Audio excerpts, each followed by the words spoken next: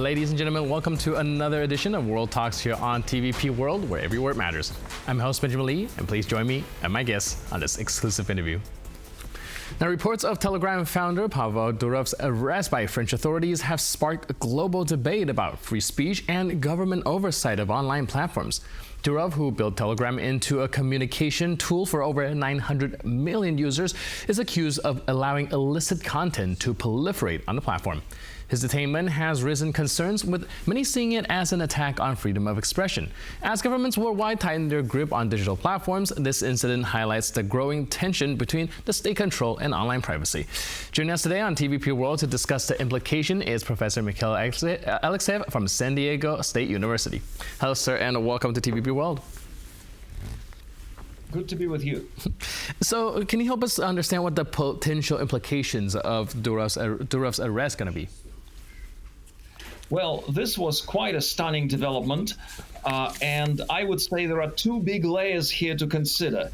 There are many mysteries here, and it may well be that this arrest is related to some specific activities which the French authorities discovered that relate to the official allegations that are in the indictment. These allegations are going to be detailed, I believe, later today on your time or tomorrow on my time, and perhaps that will open up some windows on what exactly happened. But there is another layer here, and I would say that regardless of all these debates on freedom of speech versus the platform and content, there is also a stunning kind of geopolitical tug of war around it. We see a very vigorous response from Russia, even though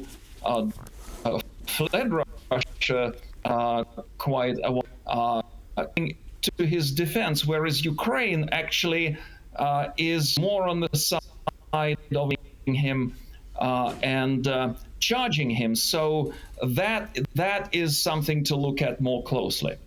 All right, but Russia has also banned the app in 2018 and then subsequently reinstated it. Does it mean that they also are facing the same problem when it comes to the transferring of the information, when it comes to, well, things that are uncensored, let's say?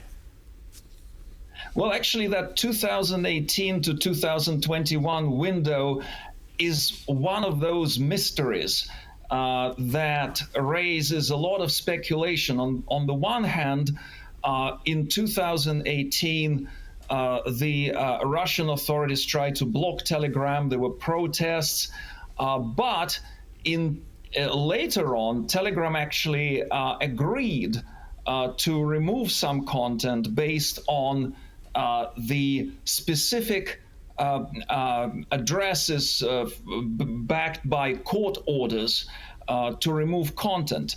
And one of the keys to these mysteries could be a more detailed analysis of what kind of content was actually filtered on Telegram in response to these kind of changes.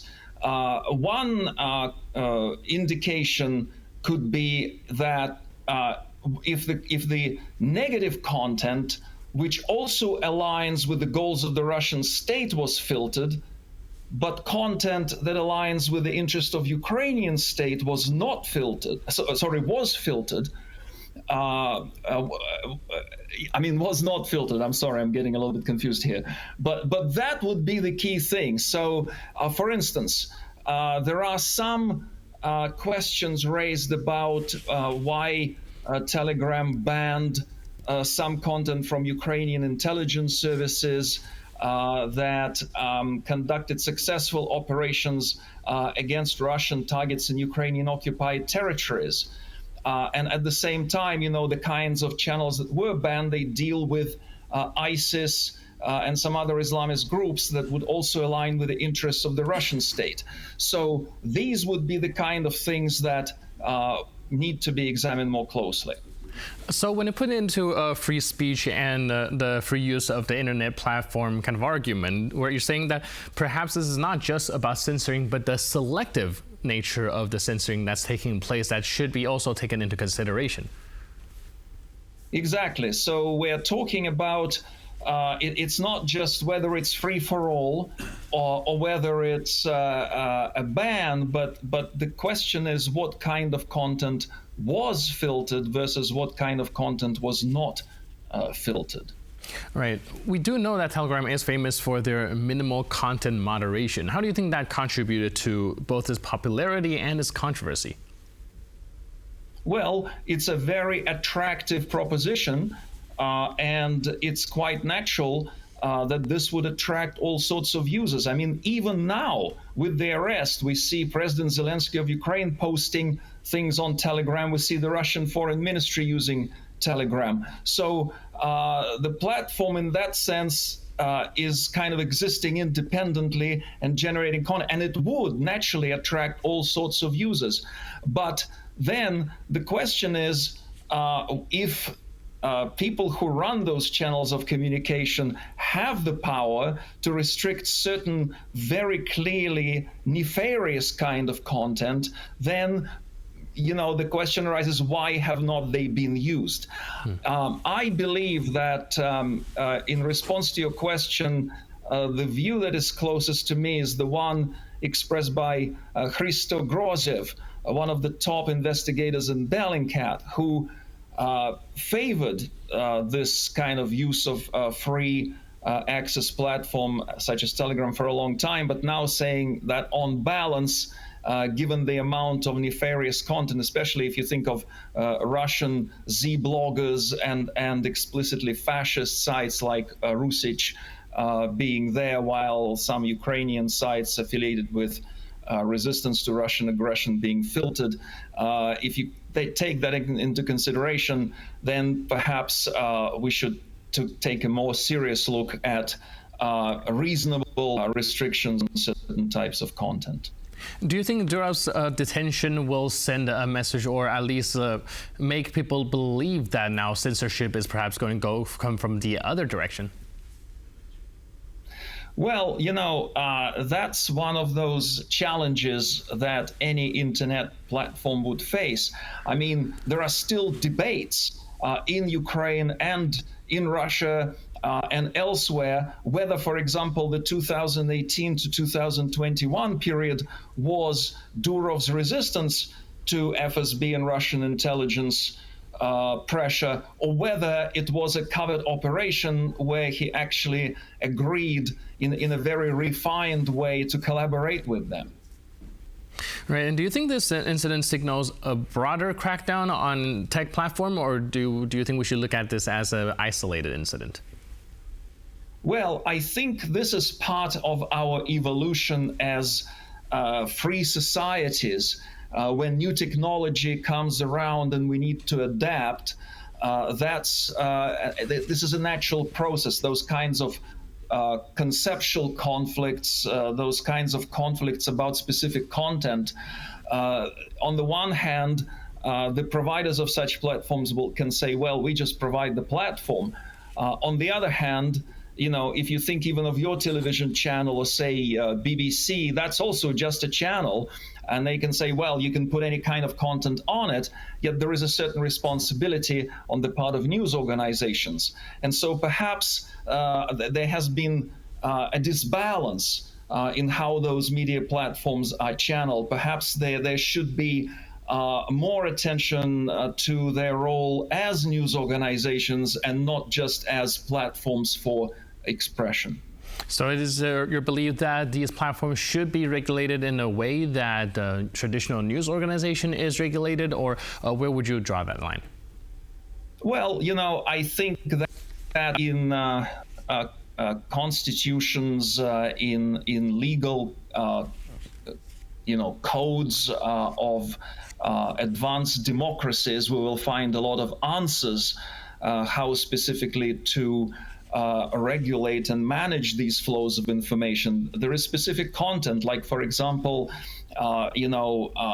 abusing people who are unable to even express their views, like children, for example, or Nazi propaganda, the extermination of nations, and similar content. There are quite specific definitions in various legal codes on how this can be done. The question is not that it should be done, but how it should be done, and in a way that it should be done without restricting broader, proper, free expression that doesn't harm others. After all, we have to remember something about in this debate, that freedom is good as long as it doesn't infringe or doesn't hurt the freedom of others.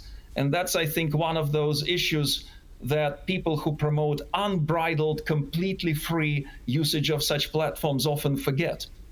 Right. Of course, a lot of people are also kind of arguing from the side of a possibility of this censorship power falling into the hands of those who try to wield it for political reasons. How do we then kind of prevent that from happening? Well, I think the answer to that is not that they should be regulated by some huge bureaucratic, 1984 type of government body or intergovernmental body, but there should be some codes of ethics that the owners should abide by. There should be court systems that would review and decide on specific cases what can be restricted, what cannot be restricted, and let things evolve in that way, not in a sort of centralized fashion, but in a more communal kind of fashion. And do you think that this might result in people being driven into the nooks and crannies, the creases of the internet, where they form their own little echo chambers if their some opinions are not being expressed? Well, but that's already there. And there is a vast dark web. There are a lot of other channels. If you look at Donald Trump, when he didn't like Twitter, he formed Truth Social. So people can do it. I don't think we can completely stop it. But at the same time, I think it's important that cases like that can keep people aware of the potential damage that this platform can do. So hopefully we will evolve not just as individuals, but as users of these networks into more responsible users, into more careful users, and these kinds of things can be regulated in a combined way, partly from the top down, partly from the bottom up. You just mentioned earlier that Donald Trump has started his own social media platform, but do you think that might result in a very much like a polarized society, as we see some people are driven into other aisle of the internet where kind of a common place of discussion is no longer being held? Yes, absolutely. This is a big challenge to our democratic governance in general, because if you look at the traditional democratic debates, people are assumed to debate on the same kind of factual basis, but exchange conflicting interpretations of this factual base. Whereas now what we have, especially with distorted realities and fake news, and as you said, echo chambers, we have people who can't even agree not only which facts are correct and which facts are not, but which facts exist. And so that definitely is a danger. And I think the big role here is for traditional news organizations. I think we cannot completely stop these things, as you mentioned, all these dark, webs and other alternative channels, but the idea would be to engage more in this kind of game, to get more on these kinds of platforms with the content that does go through classic journalistic fact-checking, editorial management, and responsibility. Hey, thank you so much for your input and insight and helping us dissect this very highly debated topic. Thanks again for being with us on TVP World. Really appreciate it. My pleasure. Thank you. And thank you for watching. In the meantime, this concludes our World Talks. But for more news, update, and commentary, please stay tuned to TVP World.